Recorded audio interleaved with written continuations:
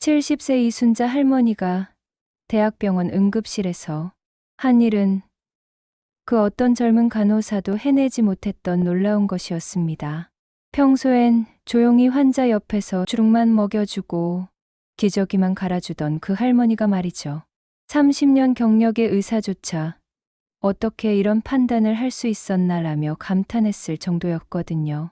사실 이순자 할머니에겐 아무도 몰랐던 특별한 과거가 있었습니다. 신참 간호사들은 할머니를 그저 무자격자라며 무시했죠.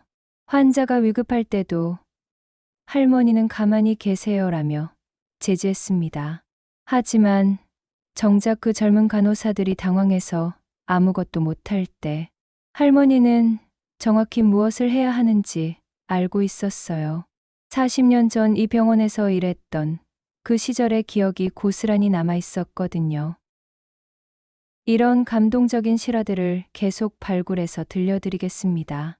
구독과 좋아요 부탁드립니다. 그럼 지금부터 이순자 할머니의 놀라운 이야기, 그 숨겨진 40년의 비밀을 차근차근 들려드리겠습니다. 정말 마지막까지 가슴 뭉클하실 겁니다. 새벽 5시 서울 시내 한 대학병원 7층 병동. 복도 끝 특실에서 희미한 불빛이 새어나오고 있었습니다. 70세 이순자 할머니가 조용히 김치죽을 식히고 있었어요. 지난달 뇌경색으로 쓰러진 박 회장님을 돌보기 시작한 지 벌써 한 달째였습니다. 할머니는 키가 작고 마른 편이었지만 걸음걸이만큼은 의외로 빨랐어요. 언제나 단정한 회색 카디건을 입고 머리는 뒤로 깔끔하게 묶어 올렸죠. 박 회장님 가족들은 할머니의 꼼꼼함에 만족했습니다. 환자용 죽을 식힐 때도 온도를 정확히 재고 기저귀를 갈 때도 피부 상태를 꼼꼼히 확인했거든요. 할머니, 정말 세심하게 잘 돌봐주세요. 아버지가 편안해 하시는 게 눈에 보여요. 박 회장님의 큰딸이 고마워했죠. 하지만 할머니는 늘 겸손했습니다. 아니에요. 제가 할 수 있는 건 이것뿐이니까요. 의학적인 건 전문가분들이 하시는 거고, 저는 그냥 옆에서 뒷바라지만 하는 거죠. 사실 할머니가 이 일을 시작한 건 5년 전부터였어요. 남편이 먼저 세상을 떠나고 자식들은 모두 해외에 나가 있어서 혼자 지내기가 막막했거든요. 그러던 중 지인의 소개로 간병 일을 시작하게 됐죠. 처음엔 서툴렀지만 금세 손에 익었습니다. 뭔지 모르게 환자를 돌보는 일이 자연스럽게 느껴졌어요. 동네 사람들은 할머니를 부지런하고 성실한 분으로만 알았습니다. 매일 새벽 4시에 일어나서 시장에서 신선한 재료를 사고 환자에게 맞는 음식을 정성껏 만들어주는 그런 분으로 말이죠. 하지만 할머니의 진짜 모습을 아는 사람은 아무도 없었습니다.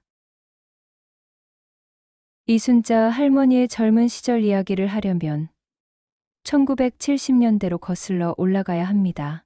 당시 26세였던 순자 씨는 이 병원에서 간호사로 일하고 있었어요. 그 시절엔 간호사가 되는 것도 쉽지 않았죠. 가난한 시골 집안에서 서울로 올라와 라간학교를 다니며 간호사 자격증을 땄거든요. 순자야, 너는 정말 꼼꼼하다. 환자들이 너만 찾아. 당시 간호부장님이 자주 하셨던 말씀이었어요. 순자 씨는 작은 키에도 불구하고 병동에서 가장 믿음직한 간호사였습니다. 응급 상황이 생기면 다른 간호사들도 순자 선배님을 먼저 찾았죠. 특히 중환자실에서 일할 때는 그 실력이 더욱 빛났어요. 환자의 얼굴색만 봐도 상태 변화를 알아챘고 맥박 소리만 들어도 이상 징후를 감지했습니다. 의사들도 순자 씨의 판단을 신뢰했어요. 이 환자 뭔가 이상해요라고 하면 정말로 문제가 있었거든요. 하지만 1978년 순자 씨는 갑작스럽게 병원을 그만두게 됩니다. 시댁에서 며느리가 집에만 있어야 한다고 강력히 반대했거든요. 당시만 해도 여성이 결혼 후에도 직장을 다니는 게 쉽지 않았어요. 남편도 처음엔 이해해줬지만 시어머니의 압력을 이기지 못했죠. 여자가 밤늦게까지 병원에서 뭘 하느냐. 집에서 살림이나 제대로 해라. 시어머니의 호통 앞에서 순자 씨는 사랑하던 일을 포기할 수밖에 없었습니다. 그렇게 40년이 흘렀어요. 아이들을 키우고 남편 뒷바라지하며 평범한 주부로 살았죠. 가끔 예전 동료들을 만나면 순자야, 너 정말 실력 좋았는데 아깝다는 말을 들었지만 이미 세월이 너무 많이 지나버렸어요.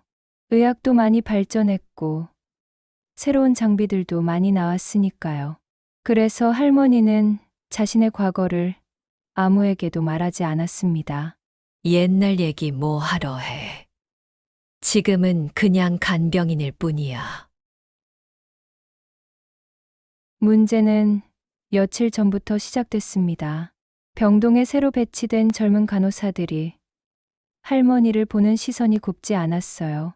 특히 김 간호사와 이 간호사는 대놓고 불편해했죠. 할머니, 여기 중환자실이에요. 함부로 만지시면 안 돼요. 할머니가 박 회장님의 산소 포화도 모니터를 확인하려다가 김 간호사에게 제지당했습니다. 아, 죄송해요. 그냥 숫자가 어제와 달라진 것 같아서요. 할머니가 조심스럽게 말했지만 김 간호사의 표정은 딱딱했어요. 할머니는 간병인이시잖아요. 의료진이 할 일에 관여하시면 곤란해요. 그냥 죽이나 먹여주시고 기저귀나 갈아주세요. 이 간호사도 거들었습니다. 요즘 간병인분들이 너무 나서시려고 해요. 의료진인 줄 아시나 봐요. 무자격자가 환자 건드리면 사고 나는 거 아시죠? 할머니는 아무 말도 할 수 없었어요. 사실 박 회장님의 상태가 조금씩 나빠지고 있다는 걸 느끼고 있었거든요. 호흡이 예전보다 얕아졌고 맥박도 불규칙해지고 있었어요. 하지만 무자격자라는 말에 할머니는 입을 다물 수밖에 없었죠. 며칠 뒤 더 큰 문제가 생겼습니다. 할머니가 박 회장님을 씻겨드리다가 등 쪽에 욕창이 생기기 시작한 걸 발견했어요.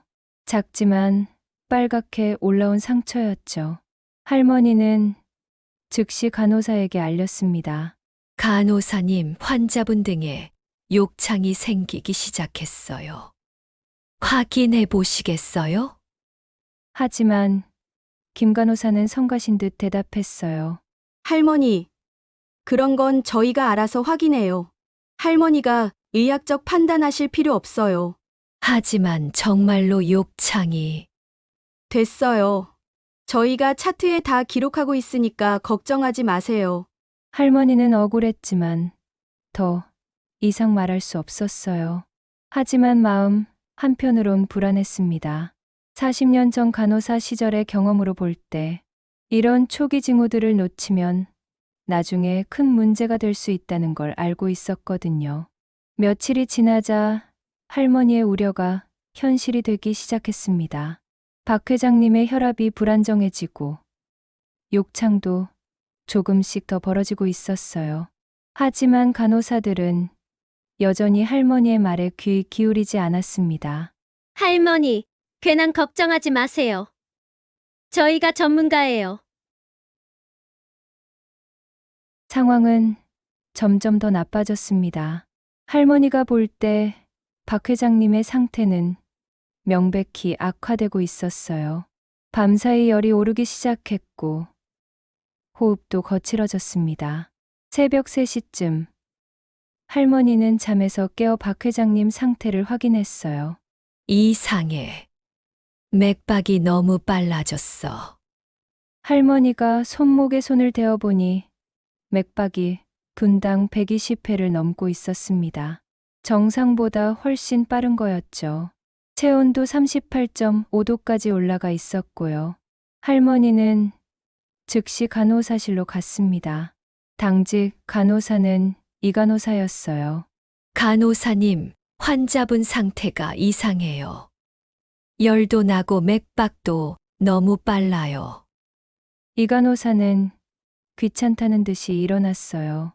할머니, 밤에 열 나는 거 자주 있는 일이에요. 해열제 드리면 돼요. 하지만 맥박이 120이 넘어요. 그리고 호흡도. 할머니, 이 간호사가 짜증을 냈습니다. 맥박 재는 것도 저희 일이에요. 할머니가 정확히 잴 수 있나요? 그냥 열심히 간병만 해주세요. 할머니는 가슴이 답답했어요. 40년 전 자신이라면 이런 상황에서 즉시 의사를 불렀을 거예요. 감염의 초기 징후일 가능성이 높았거든요. 하지만 지금의 할머니는 그저 무자격자 간병인일 뿐이었죠. 다음 날 아침, 박 회장님의 큰딸이 면회를 왔어요. 아버지 상태가 어떠세요? 할머니는 조심스럽게 말했습니다. 어제 밤부터 열이 나시고 좀 힘들어 하시는 것 같아요. 그래요? 간호사님들은 뭐라고 하시던가요?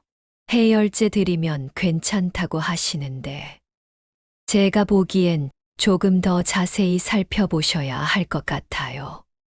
큰딸이 간호사실에 가서 문의했지만 돌아온 답은 실망스러웠어요.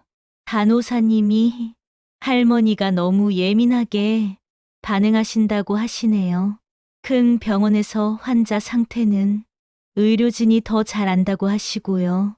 할머니는 말문이 막혔어요. 자신의 40년 경험과 전문 지식이 그저 예민한 반응으로 치부되는 현실이 서글펐습니다. 오후에는 더 큰 일이 벌어졌어요. 할머니가 박 회장님을 뒤척여 드리려다가 등의 욕창이 상당히 벌어진 걸 발견했거든요. 이미 2단계 욕창으로 진행된 상태였어요. 간호사님, 욕창이 많이 심해졌어요. 할머니가 급하게 간호사실로 뛰어갔습니다. 김 간호사가 따라와서 확인해 보더니 당황했어요. 이게 언제부터 이렇게 됐지? 며칠 전부터 말씀드렸잖아요. 초기 단계에서 관리했으면. 할머니, 지금 저희한테 뭐라고 하시는 거예요? 김 간호사의 목소리가 날카로워졌습니다. 욕창은 환자가 오래 누워 있으면 자연스럽게 생기는 거예요. 할머니가 의학 전공하셨나요? 할머니는 가슴이 터질 것 같았어요. 하고 싶은 말이 목구멍까지 올라왔지만 꼭 참을 수밖에 없었죠. 그날 밤 11시경 할머니의 우려가 현실이 됐습니다. 박 회장님이 갑자기 가슴을 움켜쥐며 괴로워하기 시작한 거예요. 호흡이 급격히 가빨라지고 얼굴이 창백해졌습니다. 으아, 아파. 박 회장님이 신음하며 몸부림쳤어요. 할머니는 즉시 상황을 파악했습니다. 맥박은 분당 140을 넘어섰고 혈압도 급격히 떨어지고 있었어요. 폐혈증의 징후였습니다. 욕창 부위의 감염이 전신으로 퍼진 것 같았죠. 간호사님, 응급 상황이에요. 할머니가 간호사실로 뛰어갔습니다. 당직 간호사는 1년차 신입 박 간호사였어요. 급하게 병실로 따라왔지만 상황을 보더니 당황했습니다. 이게 뭐죠? 갑자기 왜 이러시지? 할머니가 급하게 말했습니다. 폐혈증 쇼크 같아요. 즉시 의사 선생님을 불러야 해요. 폐혈증이요? 할머니가 어떻게 그런 걸 아세요? 박 간호사는 어리둥절했어요. 지금 그런 게 중요해요? 빨리 응급처치를. 아니에요. 할머니는 손대지 마세요. 박 간호사가 할머니를 제지했습니다. 무자격자가 환자 건드리면 큰일 나요. 하지만 박 간호사는 어떻게 해야 할지 몰라 허둥댔어요. 1년 차라 이런 응급 상황은 처음이었거든요. 모니터 알람이 계속 울리는데 뭘 먼저 해야 할지 갈피를 못 잡았습니다. 의사 선생님이 오실 때까지 기다려야 해요. 박 간호사가 떨리는 목소리로 말했어요. 하지만 의사는 다른 응급 환자를 보고 있어서 당장 올 수 없는 상황이었어요. 박 회장님의 상태는 점점 더 나빠지고 있었습니다. 혈압이 70에 40까지 떨어졌고 맥박도 150을 넘어섰어요. 할머니는 속이 타들어갔습니다. 40년 전 자신이라면 이미 생리식염수, 수액을 연결하고 산소 공급량을 늘리고 감염 부위를 소독했을 텐데 지금은 그저 바라만 볼 수밖에 없었어요. 할머니, 물러나 계세요. 제가 할게요. 박 간호사가 소리쳤지만 정작 뭘 해야 할지 몰라서 계속 헤매고 있었습니다. 그때 박 회장님의 의식이 흐려지기 시작했어요. 눈동자가 풀리고 호흡도 얕아졌습니다. 정말 위험한 상황이었죠. 할머니는 더 이상 참을 수 없었어요. 환자의 생명이 걸린 문제였거든요. 40년 동안 묻어뒀던 가은 의사로서의 본능이 되살아났습니다. 간호사님, 죄송하지만 잠깐만 비켜주세요. 아니에요. 할머니는 절대 안 돼요. 박 간호사가 팔을 벌려 막았습니다. 환자가 죽을 수도 있어요. 할머니가 간절히 외쳤습니다. 그래도 무자격자가 의료행위하면 법적으로 문제가. 박 간호사는 여전히 규정만 외우고 있었어요. 바로 그 순간 박 회장님의 모니터에서 더 급박한 알람이 울리기 시작했습니다. 심박수가 위험 수준으로 치솟았고 혈압은 더욱 떨어졌어요. 정말로 생사의 갈림길에 선 순간이었습니다. 할머니는 더 이상 망설일 수 없었습니다. 환자의 생명 앞에서 자격증이니 규정인이 하는 건 의미가 없었어요. 40년 전 간호사 시절의 모든 경험과 지식이 순간적으로 되살아났습니다. 죄송해요. 그래도 해야겠어요. 할머니가 박 간호사를 살짝 밀어내고 박 회장님에게 다가갔어요. 먼저 기도를 확보했습니다. 목을 뒤로 젖혀서 호흡을 원활하게 하고 산소 공급량을 최대로 높였죠. 할머니, 지금 뭐 하시는 거예요?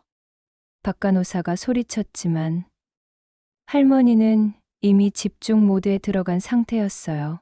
다음으로 할머니는 생리식염수 수액 속도를 조절했습니다. 혈압이 떨어진 상태에서는 체액량을 늘려야 했거든요. 수액 속도를 분당 200ml로 높였어요. 이렇게 하시면 안 돼요. 의사 선생님이 오시면. 박 간호사가 계속 제지하려 했지만 할머니는 귀에 들어오지 않았어요. 할머니는 감염 부위인 욕창을 확인했습니다. 이미 고름이 차 있고 주변이 빨갛게 부어올라 있었어요. 소독용 알코올로 주변을 깨끗이 닦고 항균 연고를 발랐습니다. 그리고 가장 중요한 일을 했어요. 박 회장님의 체온이 39도를 넘어선 상태였는데 물리적 냉각이 필요했거든요. 이마와 겨드랑이, 사타구니에 냉찜질을 해주었습니다. 할머니, 정말 그만하세요. 큰일 나요. 박 간호사는 거의 울음 섞인 목소리였어요. 하지만 놀라운 일이 일어났습니다. 할머니의 응급처치가 시작된 지 10분 만에 박 회장님의 상태가 안정되기 시작한 거예요. 혈압이 90에 60으로 올라갔고 맥박도 120대로 떨어졌습니다. 모니터 수치가 좋아지고 있네요. 박 간호사가 깜짝 놀랐어요. 할머니는 계속해서 박 회장님의 상태를 체크했습니다. 호흡이 안정되고 얼굴색도 조금씩 돌아오고 있었어요. 의식도 조금씩 또렷해지기 시작했습니다. 물. 박 회장님이 약하게 말했어요. 회장님, 정신 차리세요. 괜찮아지고 있어요. 할머니가 다정하게 말하며 입술에 물을 발라주었습니다. 바로 그때 응급실에서 의사가 뛰어왔어요. 젊은 레지던트 김 선생님이었죠. 무슨 일이에요? 응급 호출 받고 왔는데. 김 선생님이 급하게 들어오더니 모니터를 확인했어요. 상태가 안정되어 있네? 누가 응급처치를 했나요? 박 간호사는 어쩔 줄 몰라 했어요. 그게 간병인 할머니가. 간병인이 응급처치를요? 김 선생님이 의아해했습니다. 어떤 처치를 하셨는지 설명해 주세요. 할머니는 차분하게 자신이 한 일들을 설명했어요. 기도 확보, 수액 조절, 감염 부위, 소독, 물리적 냉각까지 모든 과정을 의학 용어를 사용해서 정확하게 설명했습니다. 김 선생님은 점점 놀라는 표정을 지었어요. 이런 완벽한 폐혈증 쇼크 응급처치네요. 의학 공부하신 분이세요? 바로 그 순간 병동 문이 열리며 한 사람이 들어왔습니다. 머리가 하얗게 센 60대 중반의 남성이었어요. 병원 가운이 아닌 정장을 입고 있었지만 모든 간호사들이 고개를 숙여 인사했습니다. 병원장님, 김 선생님이 깜짝 놀라며 인사했어요. 박 병원장이 급하게 걸어오더니 환자 상태를 확인했습니다. 응급 상황이라고 연락받았는데 누가 응급 처치를 했나요? 간병인 분이 하셨는데. 김 선생님이 할머니를 가리켰어요. 박 병원장이 할머니를 자세히 보더니 갑자기 얼굴 표정이 변했습니다. 혹시 이순자 선배님이세요? 할머니는 깜짝 놀랐어요. 네, 저를 어떻게... 저예요. 박민수. 1977년에 인턴으로 들어왔던 박민수요. 박 병원장의 목소리에 반가움이 가득했습니다. 민수, 그때 그 어린 인턴이? 할머니도 놀란 표정이었어요. 맞아요. 선배님이 제 멘토셨잖아요. 제가 실수해서 환자 위험하게 만들었을 때 선배님이 구해주셨던 기억나요? 박 병원장이 감격했습니다. 젊은 간호사들은 어리둥절했어요. 간병인 할머니가 병원장의 선배라니 상상도 못했던 일이었거든요. 박 병원장이 계속 말했습니다. 이순자 선배님은 우리 병원 전설의 간호부장님이세요. 40년 전에는 이분 모르는 의사가 없었어요. 응급 상황에서는 의사보다 더 정확한 판단을 하셨거든요. 박 간호사가 얼굴이 빨개졌어요. 그럼 정말 의료진이셨던 거예요? 그럼요. 이 병원 중환자실을 처음 만들 때 핵심 멤버였어요. 박 병원장이 자랑스럽게 말했습니다.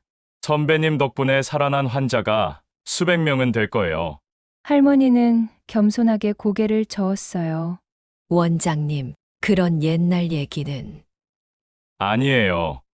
지금도 그 실력 그대로시네요. 완벽한 응급처치였어요.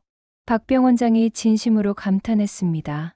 그제야 젊은 간호사들이 상황을 이해했어요. 자신들이 그동안 무시했던 간병인 할머니가 사실은 40년 경력의 전문 의료진이었던 거죠. 박 간호사가 할머니에게 다가가서 깊게 고개를 숙였습니다. 선배님, 죄송합니다. 제가 너무 무례했어요. 아니에요.